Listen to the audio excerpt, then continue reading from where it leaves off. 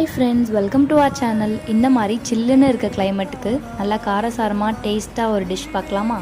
Stove on பண்ணிவிட்டு ஒரு பேனில் கொஞ்சமாக ஆயில் சேர்த்து வெங்காயம் தக்காளி கல்லுப்பு சேர்த்து நல்லா வதக்கிட்டு ஒரு 6 பல் பூண்டு கொத்தமல்லி இலை தேங்காய் இது எல்லாத்தையும் சேர்த்து நல்லா அதே கொஞ்சமாக கொரியாண்டர் சீட்ஸ் பெப்பர் சேர்த்து நல்லா அரைச்சே பேனில் கொஞ்சமாக ஆயில் சேர்த்துட்டு ஹோல் ஸ்பைசஸ் ஆட் பண்ணி வெங்காயம் தக்காளி நல்லா வதங்கின உடனே இஞ்சி பூண்டு பேஸ்ட் கொஞ்சமாக ஆட் பண்ணிக்கலாம். இஞ்சி பூண்டு பேஸ்ட்டில் பச்சை வாசனை போனதுக்கப்புறம் இதில் 2 வரமிளகாய் சேர்த்துக்கலாம். இப்போது நம்ம ஆல்ரெடி அரைச்சி வச்சுருக்க விழுதை இதில் சேர்த்து தேவையான அளவு கொஞ்சமாக தண்ணி ஆட் பண்ணி நம்ம ஏற்கனவே வதக்கி அரைக்கும் போது உப்பு ஆட் பண்ணியிருப்போம். இப்போ உப்பு செக் பண்ணிவிட்டு கொஞ்சமாக உப்பு ஆட் பண்ணிவிட்டு மஞ்சள்தூள் மிளகாய்த்தூள் குழம்பு மிளகாய்த்தூள் போட்டுக்கோங்க.